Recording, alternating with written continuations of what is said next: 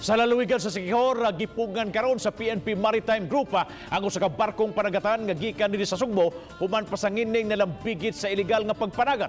Atol sa Seabourn Patrol Police Operation nga gipahigayon sa PNP Maritime Group, giingong na midpid ang maong barkong panagatan sa baybayon sa Barangay Mayti sa lungsod sa San Juan sa lalawigan sa Siquijor.